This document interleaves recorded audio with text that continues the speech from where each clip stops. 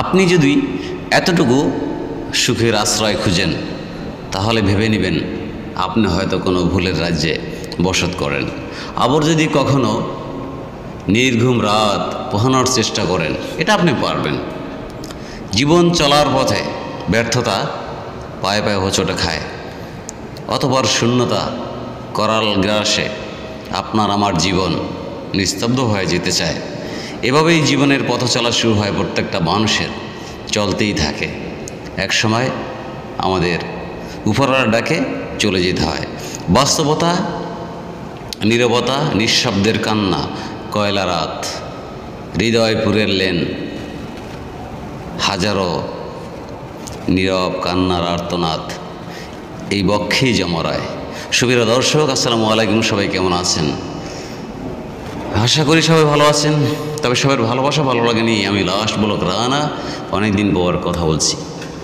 তো কী কথা বলবো, বর্তমান প্রেক্ষাপট অর্থাৎ এক কথায় দুনিয়ার জমিনে আমরা প্রত্যেকটা মানুষ আসছি মহান আল্লাহ পাক ও ওনার হাবিব হুজুর পাক সাল্লাল্লাহু আলাইহি সাল্লামের সানা সিবত সব কিছুই করার জন্য।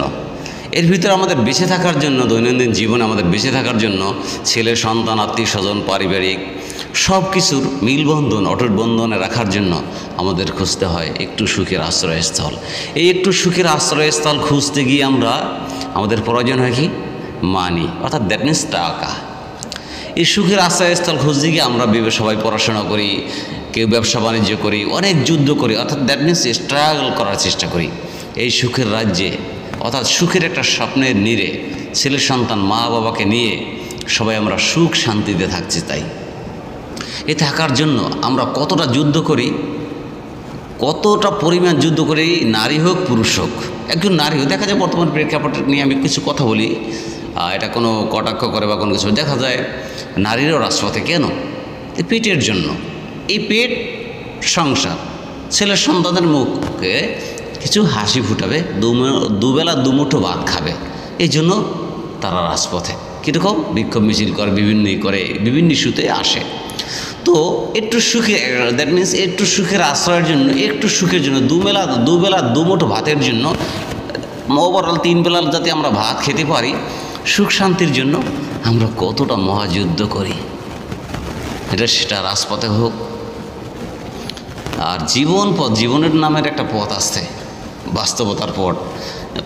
সে পথটি এত কঠিন, এত কণ্টকমুক্ত, মানে কণ্ঠ কাটাযুক্ত, কি বলবো, মনে হয় কি বলবো, আমার মনে হয় যে এই পৃথিবীটাই কাঁধে থাকে, মাথার উপরে থাকে, এরকম পরিমাণ যুদ্ধ থাকে এক একটা মানুষের জীবনে। বেশিরভাগই পুরুষের জীবনে, আমি নারীদেরকে ছোট করছি না, পুরুষের জীবনে যে বোঝাটা কাঁধে বয়ে বেড়ায় একটা পুরুষ,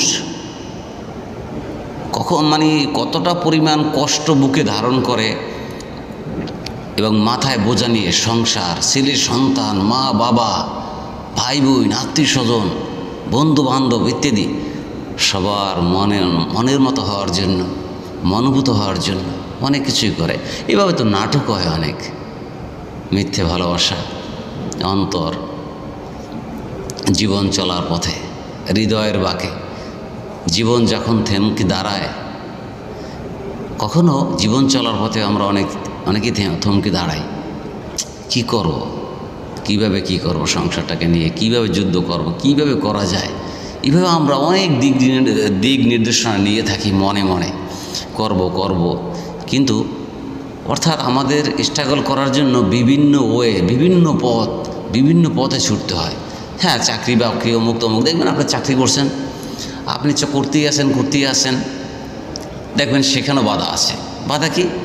আপনি চাকরি দিয়ে পোস্টে বসে আছেন, সেখানেও কোনো আপনি স্ট্রাগল করতে পারতেছেন না।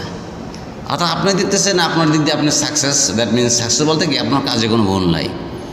হয়তো যেখানে আপনি জব করেন সেখানে তাদের চোখে হয়তো আপনি ভুলের রাজ্যে আছেন। আবার ব্যবসার ক্ষেত্রে দেখবেন কি অনেক যুদ্ধ করতে হয়। দেখা যায় আপনি মনে করেন যে আমি মনে করি যে সুন্দর সলিডভাবে তো ব্যবসা বাণিজ্য করতেছি, কেন তাহলে এরকম হচ্ছে, কেন বা চাকরি ক্ষেত্রে এরকম হচ্ছে, কেন বা পড়াশোনার ক্ষেত্রে এরকম হচ্ছে। কিন্তু ভুল আমাদের ভিতরে কম বেশি থাকে, এর ভিতরে বৈষম্যও থাকে। আজ পর্যন্ত মনুষ্যত্ব, বৈষম্য, নীতি এবং নৈতিকতা পরিবর্তন হয় না কোনো মানুষেরই।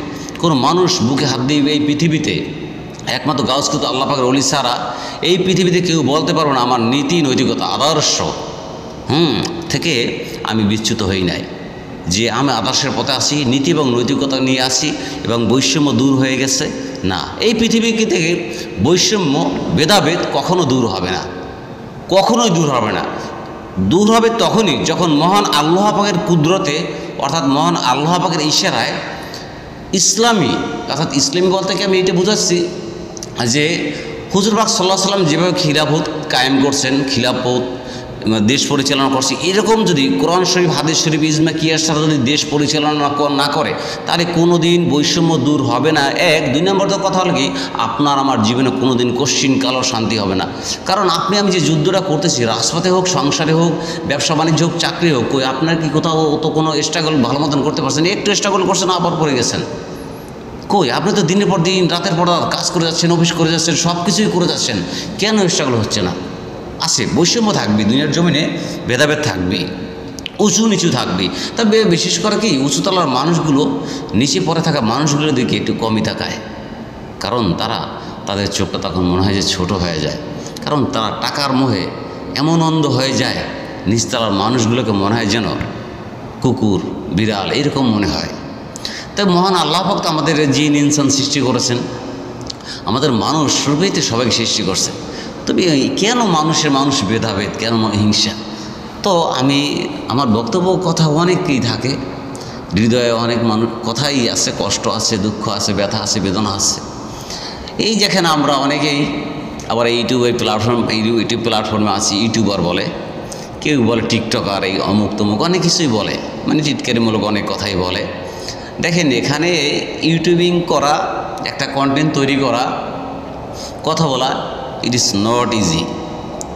কথা বলা ইজি, অনেকে দেখা যায় টিকটক করতেছে, তাকে সুন্দর মানে কথার সাথে ভয়েসের সাথে ভয়েস মিলিয়ে কথা বলতেছে, মুখলারি হুবহু কপি মিলিয়ে যাচ্ছে, এটাও করা কঠিন। কিন্তু একটা ডায়লগের সাথে কথা বলতেছে, কেউ আবার গান গাচ্ছে, তুমি তো খুঁজে নিলে সুখের ভুবন, আমার হৃদয় পুরে চাই গো, যদি আরেক জনম আমি পাই গো, সে জনমে তোমাকে চাই গো, যদি আরেক জনম আমি পাই গো, সে জনমে তোমাকে চাই গো। দেখেন, যদি আরেক জনম আমি পাই গো, সেজন্য আমি তোমাকে চাই গো। দেখেন, প্রেম প্রীতি ভালোবাসার কথা এখানে ফুটে উঠেছে। অনেক কথা আজ বলার আছে, বলবো নেক্সট পর্বে।